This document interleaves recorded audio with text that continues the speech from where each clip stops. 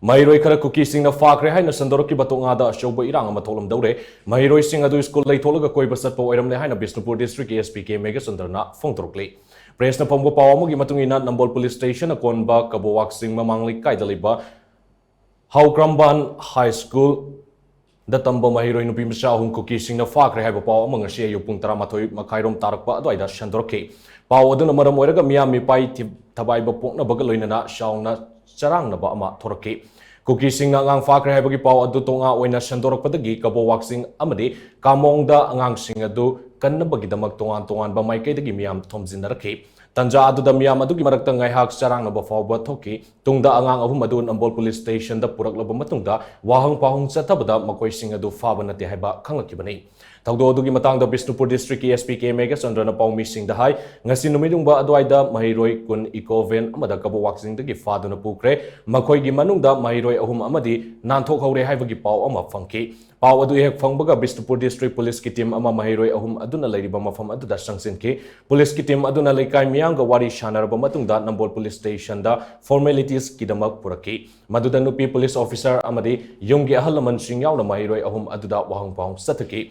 Wahang pahung sathaba aduda nupi masa sing adu amana class 6 aduga anina class 8 ki Maheiroi ni haiba khangbangongke Maheiroi sing aduna phongdorakpagi matung ina ikoven amada lakpa miyoi singna makhoi ani gi ming kauraktuna picnic chalusi harki ven aduda tongduna chatlaba matungda school uniform hongdou haina khangalakpadagi Mane amagi yumda shanglaga school uniform hongdoklaba matungda amuk chatpani makhoi na saliba aduda singnarakpadagi kamongi area amada gari adudagi songthohubni haina pawdamke makhoi ahum na piriba statement adu amaga amata manaraktabadagi makhoi na phongdokliba wafam sing adu semjin sajinbani haiba khangbangongke asengbadi makhoi ahum koiba chatnana ba mangjongna plan tawbune school gi uniform nataba atopa fijol puduna yumdagi school chatkani haiduna thoroklaga Maheiroi amagi manegi yumda fi hongdoktuna kangmong mai kaida khongna koiba chatlubani halakpada khara thengkibana maram oiraga ahal singna sai thanglakadra haina kibadagi wafam singa si haijinbani haina khara senior oibi nupi masa aduna phongdorki haina SP na phongdoki adu moi ahumgi wari sida consistency ioi oitaba amaga manadaba khara tholakpa adugumadu lakpadagi koina fazana tapna wari se liba mi Noi se mi kaya no moi haise angang taratare tumji phimu setli adagi moi gaktani setaba adagi moi chingnarakpani khotpani da hai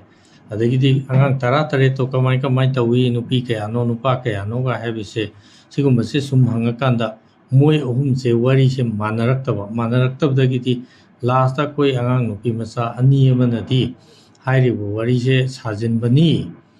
koi keno sina ama moi humni manungda amana koijenga sije koiru sedana hanadagi hainaraga moigi school gi uniform sida ahalaman khangandana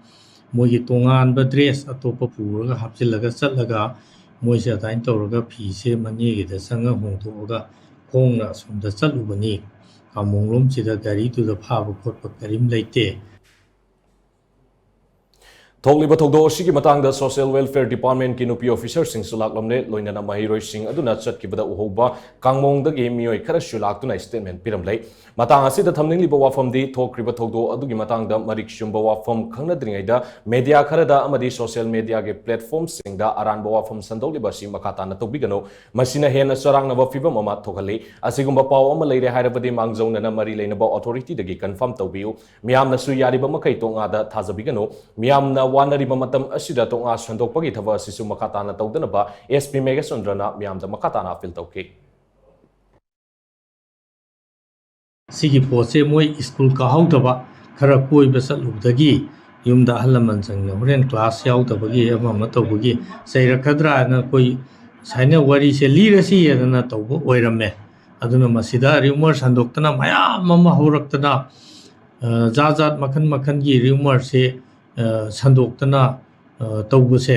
langbase masi tawbigano ai appeal amtang media ri thongda haijari se si gaktana taba atopa rumor mayam lagasu madu confirmation tawdana kudak ta react tawba aduga wa se mari sandokpa media gi kharadasu kudak ta hekta channel kharada thadolakpa sumain tawre adana aduna siguma kitang sensitive oiba information singse leiriba authority district police authority le at least verify ꯐꯥꯎꯗꯤ ꯇꯧꯕꯤꯔꯝꯃꯣ ꯁꯤꯒꯨꯝꯕ ꯑꯃ ꯂꯩꯌꯦ ꯀꯃꯥꯏꯅ ꯇꯧꯕꯅꯣ ꯄ꯭ꯔꯖꯥꯁꯤꯡꯅꯁꯨ at least ꯄꯣꯠꯁꯦ react ꯇꯧꯔ ꯃꯌꯥꯝ ꯍꯧ ꯇꯧꯗ꯭ꯔꯤꯉꯩꯗ ꯁꯨꯃꯥꯏꯅ ꯑꯃ ꯂꯩꯌꯦ ꯀꯔꯤ ꯇꯧꯕꯅꯣ ꯍꯥꯏꯐꯦꯠꯇꯗꯤ ꯍꯪꯕꯤꯔꯝꯃꯣ ꯑꯉꯥꯡꯁꯤꯡꯁꯤꯒꯤ ꯑꯍꯜ ꯂꯃꯟ ꯂꯩꯔꯤ ꯂꯩꯀꯥꯏꯒꯤ ꯃꯤ ꯂꯩꯔꯤ ꯍꯥꯏꯐꯦꯠꯇꯪꯗꯤ ꯍꯪꯕꯤꯌꯨ ꯈꯤꯇꯪ ꯀꯅꯥꯅꯣꯝꯅ ꯀꯩꯅꯣꯝ ꯍꯥꯏꯔꯛꯑꯦꯕ ꯀꯔꯤꯝ ꯈꯟꯗꯗꯅ ꯁꯨꯃꯥꯏꯅ ꯇꯧꯕꯁꯦ ꯃꯁꯤ ꯂꯩꯕꯥꯛꯀꯤ ꯃꯦꯆꯨꯔꯤꯇꯤ ꯋꯥꯠꯄ ꯑꯣꯏꯒꯅꯤ ꯄ꯭ꯔꯖꯥꯁꯤꯡ ꯃꯌꯥꯝꯅ ꯃꯦꯆꯨꯔꯤꯇꯤ ꯋꯥꯠꯂꯦ ꯍꯥꯏꯗꯅ ꯀꯩꯅꯣ ꯂꯧꯅꯈꯤꯅꯤ ꯑꯗꯨꯅ ꯑꯩꯈꯣꯏ ꯌꯥꯝꯅ ꯃꯁꯤ ꯁꯤꯒꯨꯝꯕ ꯀꯩꯅꯣꯁꯦ ꯊꯣꯛꯍꯟꯒꯨꯝꯁꯤ ꯃꯌꯥꯝꯗ ꯑꯩ ꯍꯝꯕꯜ ꯑꯄꯤꯜꯁꯤꯃ ꯇꯧꯖꯔꯤ ꯔꯤꯎꯃꯔ ꯁꯟꯗꯣꯛꯀꯨꯝꯁꯤ ꯔꯤꯎꯃꯔꯗ ꯊꯥꯖꯒꯨꯝꯁꯤ ꯚꯦꯔꯤꯐꯥꯏ ꯍꯥꯟꯅ ꯇꯧꯕꯤꯔꯒ ꯀꯔꯤ ꯇꯧꯕ ꯌꯥꯕꯒꯦꯗꯣ ꯑꯃꯨꯛꯇꯪ ꯈꯟꯅꯃꯤꯟꯅꯁꯤ